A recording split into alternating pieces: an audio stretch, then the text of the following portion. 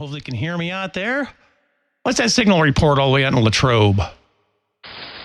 Right now, you're giving me about 5.9 and sometimes 10 over, K. Okay, all right, that's good. That's good. Right now I'm doing about 600 and, well, the LP100A says 661 watts if you're splitting hairs there. And yeah, I'm very cautiously looking at all the equipment here, looking at my antenna tuner over my shoulder. Everything seems to be playing okay. And then the only thing else is making sure everything around the house plays okay at this frequency. I know, like dishwashers and washing machines will get a little bit haywire. And like what happened to Dwayne at different frequencies. So anyhow, just very cautiously, checking things out here. By the way, yeah, you're pounding me up here. I think I was looking at the AS meter. I think you were like 10 over 9, 20 over. Oh, okay, very good. Yeah, I'm running a little bit over 1,200 watts. So I just wanted to try mine too. I wanted to see how it was going to hold up with the upper wattage. I don't think I'm getting any RF or anything. Back to you, Kenny. Okay, all right, copy that. All right, copy. Yeah, you're booming. Yep, 20 over, 20 over. I do have the screen capture software rolling right now. Like I said, sometimes I just let this roll. I don't know what I'm going to upload and whatnot. But I can see you're at, you're 4KC. Why don't you scooch that mouse down to that transmit profile and turn that 4 into a 5. Roll that open to 5K. So right now I'm transmitting low 50, high 5KC. I'd like to hear how you sound 5K there. Go ahead.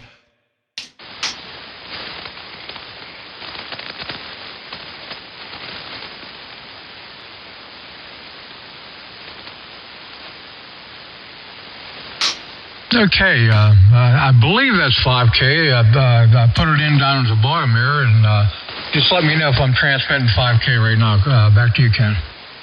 Oh yeah, you're 5KC. Yeah, sounds good. Yeah, man, I'm all about the 5KC. But yeah, it sounded really good. And by the way, right now, I'm not running pure signal. I'm just trying to get this as clean as possible without it. And then I'll tell you the truth, it was acting a little bit wonky on me. I got to get a different coupler for my pure signal, but how's the signal on there? How's the spectral purity look? Oh, you look fine. Yeah, you're clean. You look like a railroad tracks. You're really good. Okay, all right. Yeah, that's the most important thing to me. Yeah, right now letting the antenna do the work. And let's see, I'm looking over my shoulder here. Yeah, tube's warming up a little bit. Right now it's 657 watts right now. And then on Thetis, my drive is 40. I'm just shutting this out here, and my drive power, excuse me, and my forward power, I'm driving my Meritron with. It might tickle right around like 44 watts, 46 watts. So 46 watts is giving me 671 watts out of my Meritron AL80B. And yeah, I do believe I have my ALC set properly. If I load this up, you'll see what I'm doing here on the screen. But my ALC, I have it bumping. It's up there pretty good. It might bump 0, -1, 0. That's where I want it. But yeah, I'll be as clean as possible before I even turn the use pure signal. So yeah, pure signal, whenever I go to use it, give it the best shot possible of working perfectly. Yeah, you sound good too. There's nothing on the audio. You're clean that way. I am running pure signal. My correction factor is about 159. And my SAT is about 10, so it's working. I don't know, I might be getting a flare here and there, but I got the wattage up to right around 1,290, 1,300 right now. Okay, are you saying that to make me jealous? I'm gonna have to go run. What amp are you running? You know what? Go ahead and tell what you. I know you're talking on Thetis and everything, and I think you're another, what do they call that? The guys are into the Behringer X, oh my God, wing rack. There it is. I almost called it the X-Wing, the wing rack. And then, yeah, go ahead and tell me what your antenna is and all that fun stuff there. Okay, yes, I'm running the wing rack, and I'm running the HF Auto Tuner from Palstar. The antenna is a I was going to say G5RV. I shouldn't say that. It's the, oh my God, I can't think of the name of the thing. It was the Wayne and Jeff's antenna. I can't think of the name of it. And anyways, I'm running the Mercury Lux amplifier, and it's idling right now about, like I said, about 1290. Touching, peaking 1300 sometimes. The big zapper finally come to me. I'm sorry about that, Ken. Back to you. That's so funny. The whole time I was thinking, it's the big zapper. It's a big zapper, but you were keyed up there. Okay, yep, yeah, here we're about 30 dB. And this is also a nice test for me because I know Dwayne, he is south of me. All right, and I was giving him a decent signal report. Last time I talked to him, I was running about 440 watts, somewhere around in there. And now you're directly east, all right? Right now, I'll bump up the power just a little bit. I know day-to-day being conditions change a little bit, but I'm tickling my output power right around 646 watts. But be need to get some directivity, reports there because its shape, it's not really a loop. It's a more like it's a rectangle, but with the ends a little bit rounded. So so we need test on the directional, portions of it. See where I'm weak, see where it's strong. But seems like it's getting out there. I tell you what, I know windstorm. It was crazy out there. Everything but the antenna came down. My whole yard's littered with branches and twigs. But that 550 feet of wire is still up in the trees. Thank God, because I didn't feel like restringing anything. But that DX engineering wire I'm using right now is really strong. So it had its first test, had its first windstorm, and it's still up in the air. Yeah, that's good. You're clean. You're hitting 15 over at times, and it'll settle back down to 10. But bumping 15 over a lot of the times I've been watching here. So the antenna sounds like it's working great for you, Ken. I don't think you're gonna have no problem with it. And like I said, the signal's clean. Nothing in your audio. No RF that I'm detecting whatsoever. So. That antenna it'll probably run legal limit, I would say. But once you get up, 600, 800 watts or whatever, I'd say, they run clean then. They pretty much run clean after that too. So I would say 700 is probably the breaking point. If it runs clean up to then, I think you could run legal limit.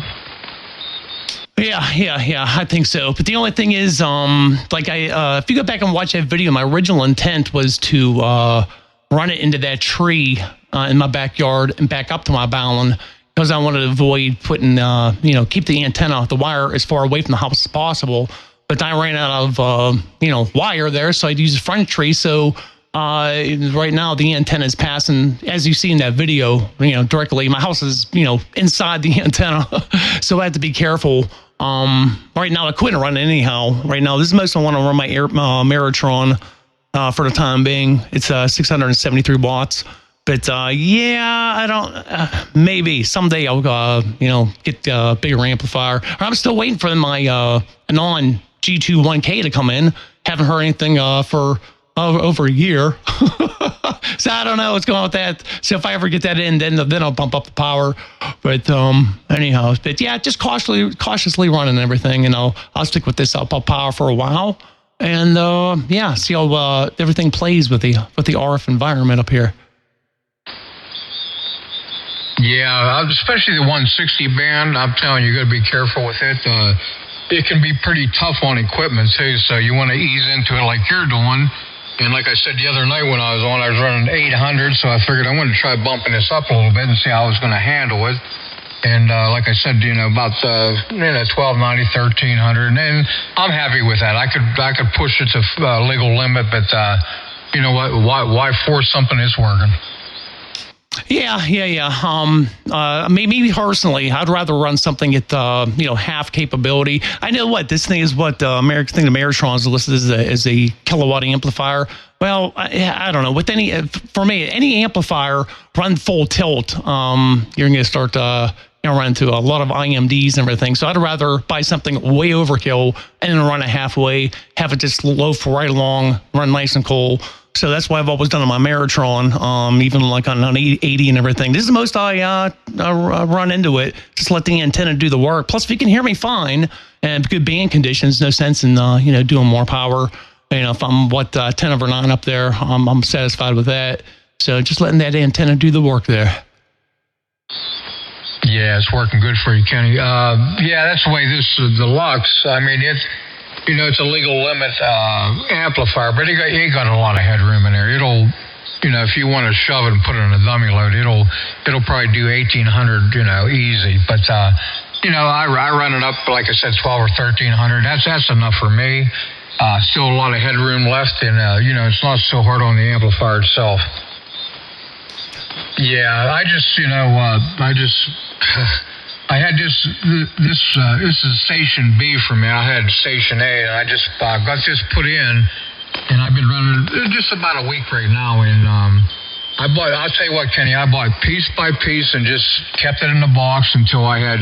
The wing was the last thing. It was my last adventure to buy for this, and I bought that about 2 weeks ago, and then I finally set my station up. I got a butcher block top, built that, and I got it's really nice. I even put if you ever you've seen the Wayne's station, and I put the pure pine white pine in behind my butcher block top, and it really looks nice. I put 2 adjacent lights up in each corner. Did that, and everything in front of me is black, so it really draws your eye when you see it. I mean, everything's black, and then you got that pure pine in the background on it, and I'm really happy with it. It's my first one. My station A wasn't as nice as my station B, but you learn through experience. No doubt about it. No doubt about it. Oh, yeah. You see my videos there. And I'm all about the eye candy, making everything look really, really nice. Although right now, I'm looking at my shoulder right now. My shop is a disaster after I have everything pulled out from this antenna project. But in general, I like to have everything nice and clean. The floor is nice and clean. And I get my little mini shop vac out, dust and everything. And all my stuff is black and white. And I got the LED lighting in here, but it's just it's just extra nice when you have everything that looks really sweet in the shop. But Dave, send me some pictures. Yeah, text me some pictures. I want to see that.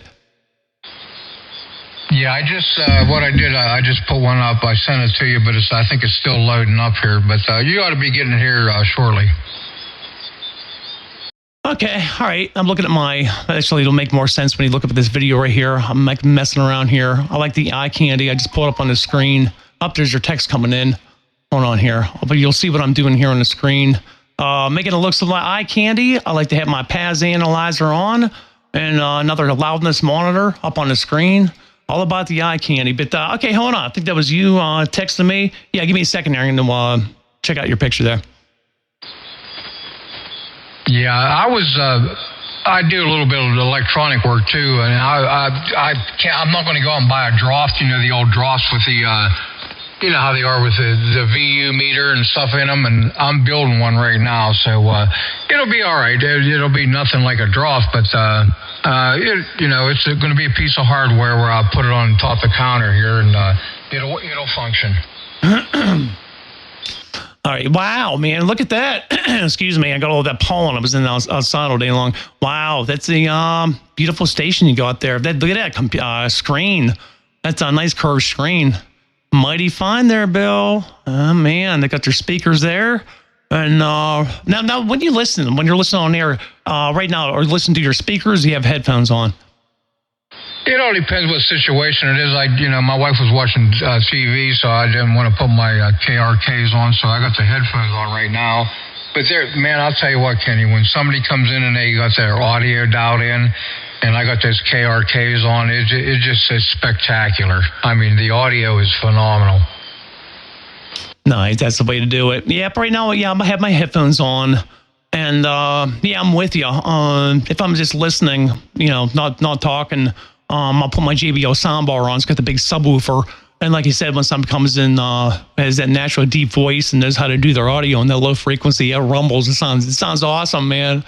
But good audio in the shack. Yeah, this is beautiful. I'm still looking at that. I can see your I keep wanting to call it the X-Wing.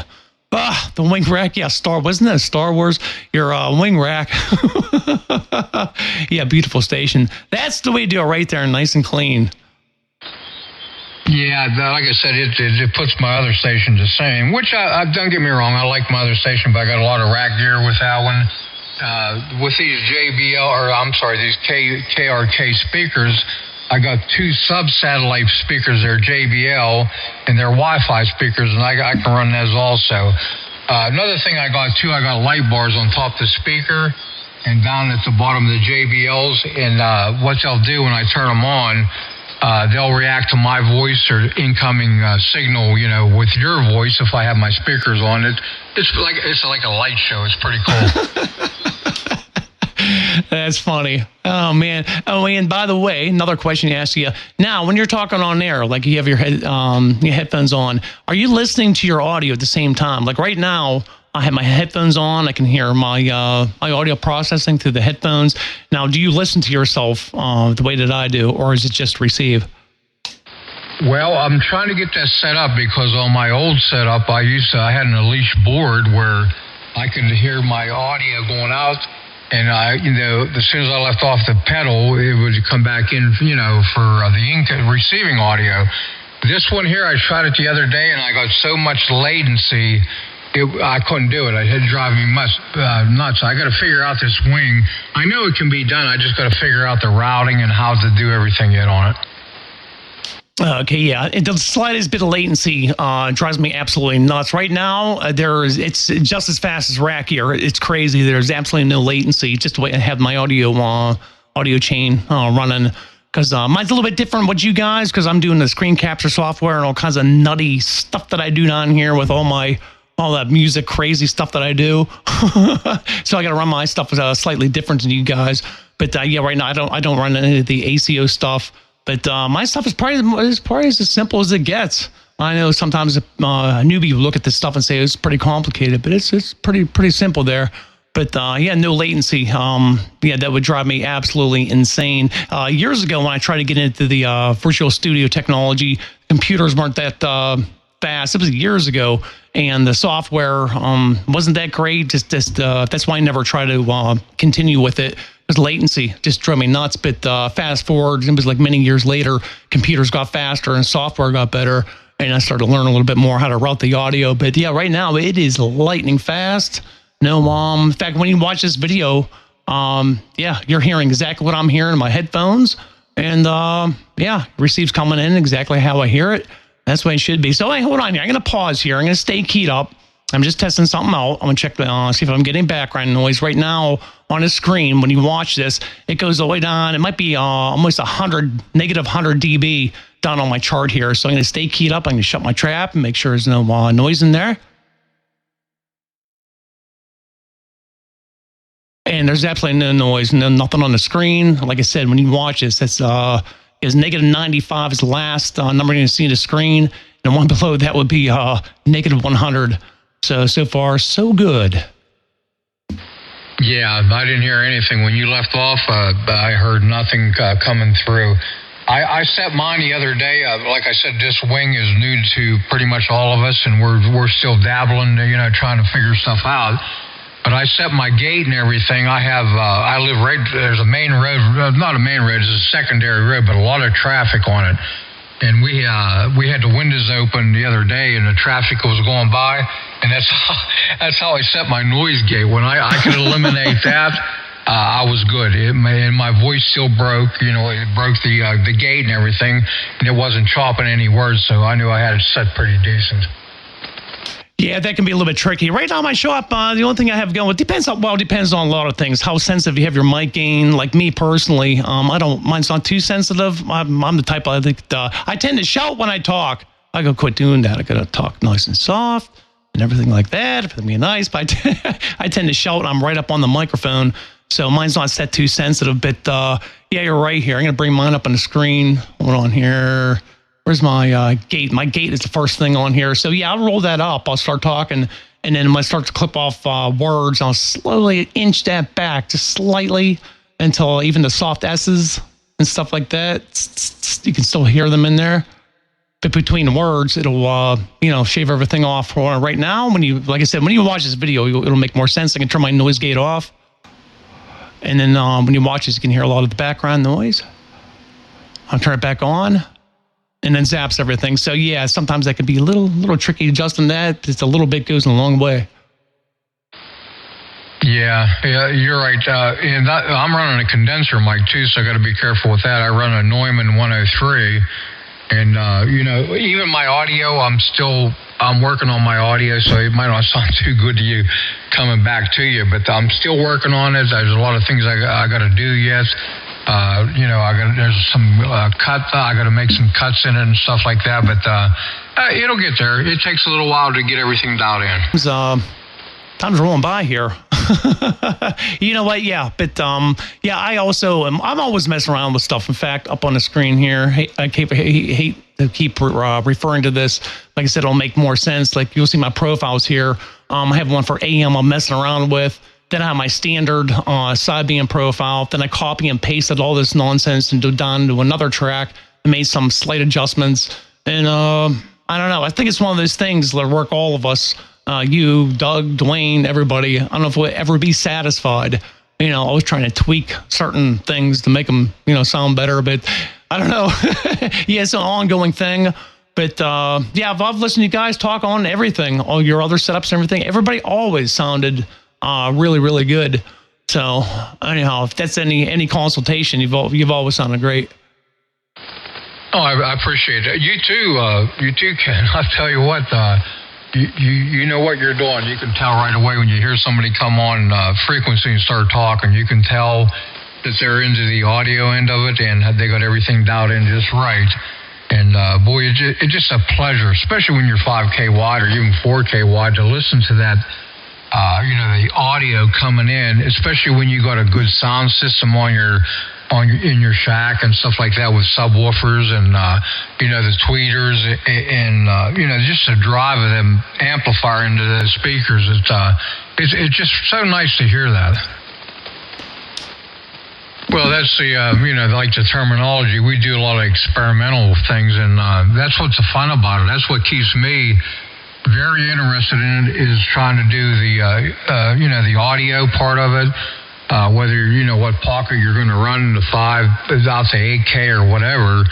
And I don't do too much AM anymore, but I think I'm going to try to get back into that because I've heard, don't get me wrong, sideband is nice, but you get a broadcast AM station, unbelievable. Difference there. Quite a few of us, you'll probably get, I'd say at least 7 guys anyways, but... all right, buddy. With that being said, you take care, and you're sounding great. No RF, and I think your antenna's going to work just fine for you. Okay, Kenny. Kilo 1 Whiskey India Lima, and I'll listen to your final, and then I'll be clear with you. Okay, before you go there, I think we're doubled up there. Before we go, pop that open to 7KC. Pop everything open to 7KC before we get out. Sorry, I paused too long before my word, between my words. But we're doubling there. Sounds from here is 7KC. Let me know if you can hear a difference when my transmit 7KC before we get out of here.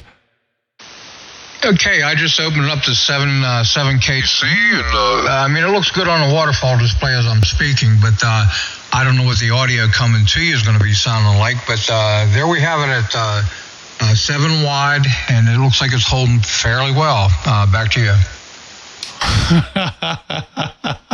You better not watch this video because when you were talking, I actually did bump my VFO trying to drag my filter out, but you're not going to want to go back 4KC when you listen to this because you're going to really, really like it. Come on back and talk again so you can hear yourself on video. Then we'll get out of here.